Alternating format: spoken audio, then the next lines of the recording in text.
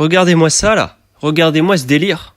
C'est quoi ce hooligan là ce hooligan nudiste qui est en train de faire des cochonneries sur une statue en bronze ou en argile? Comment ça se fait qu'un nudiste se balade dans les rues de Rome? Ici, c'est clair et net. Là, il y a eu trop de nudité dans une seule vidéo. Et moi, normalement, je parle d'histoire. Je parle pas vraiment de plage naturiste. Et là, c'est pas vraiment une plage naturiste, c'est plutôt un empire naturiste. Ou plutôt un empire envahi par les Visigoths, avec le sac de Rome. Allez, on envoie le générique.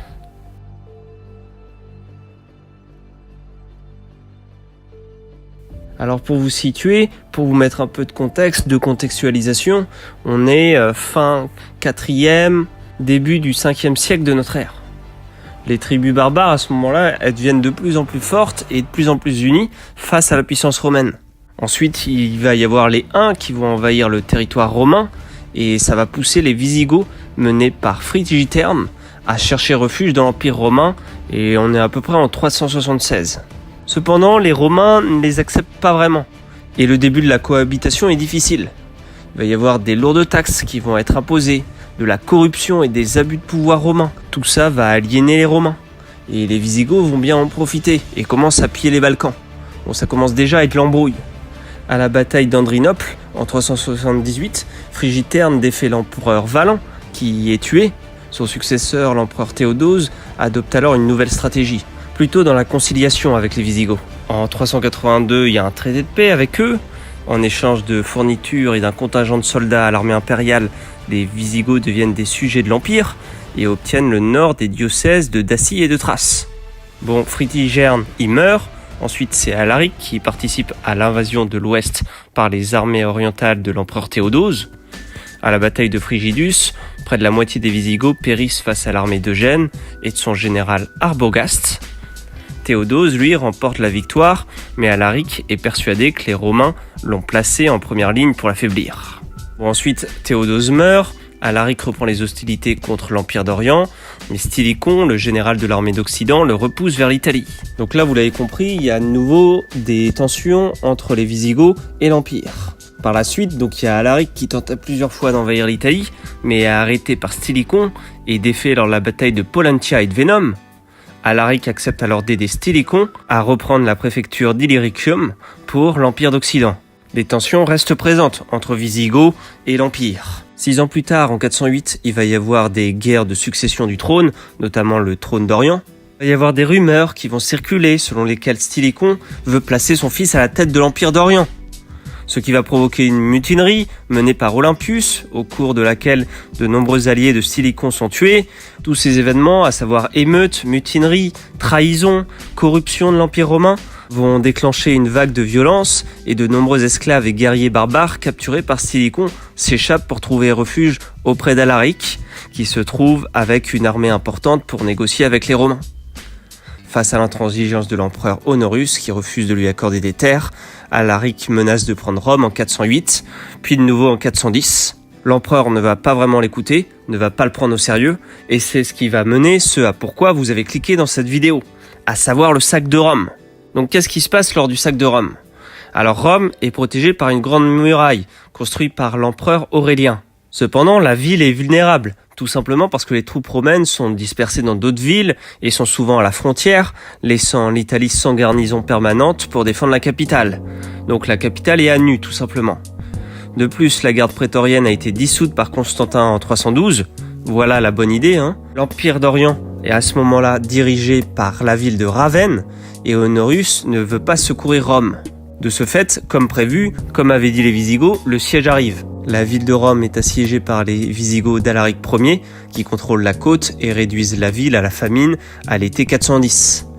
Le 24 août, probablement grâce à une trahison, ils pénètrent dans la ville par la porte Salaria. Rome est alors pillée pendant 3 jours, commençant par les demeures sénatoriales de l'Inventin et du Caelius, ainsi que les édifices publics et des forums. Alaric ordonne cependant de respecter la vie des habitants et l'honneur des femmes et interdit de brûler les édifices religieux.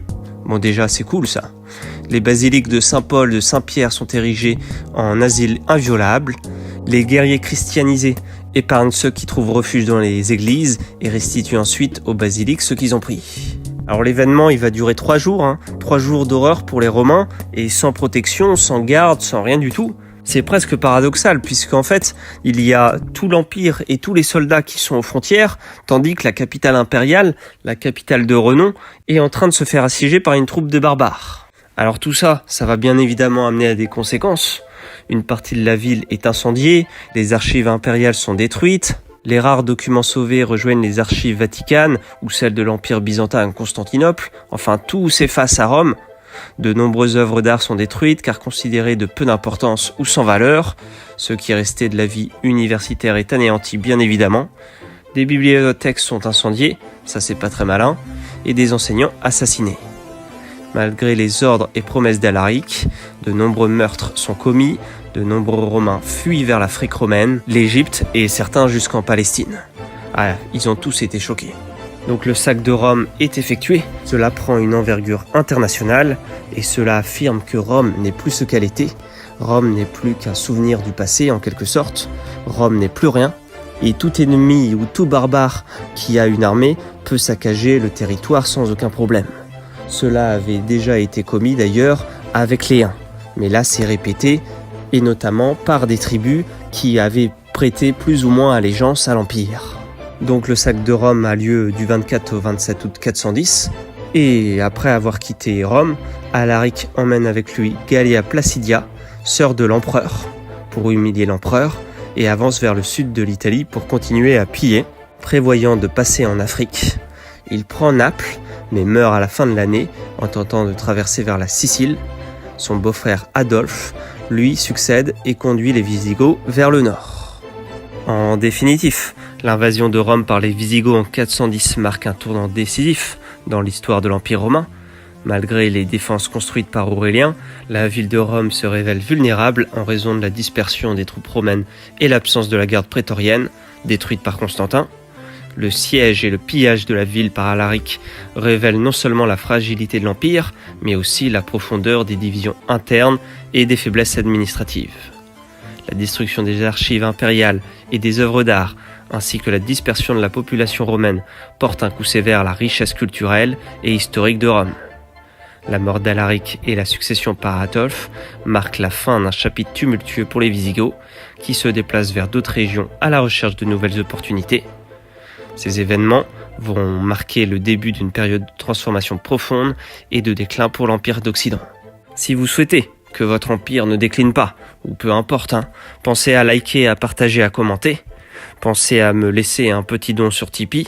Pensez à me soutenir. Cette chaîne propose des vidéos de qualité comme toujours et n'est pas toujours reconnue. Like, partage et commente et à bientôt. Salut!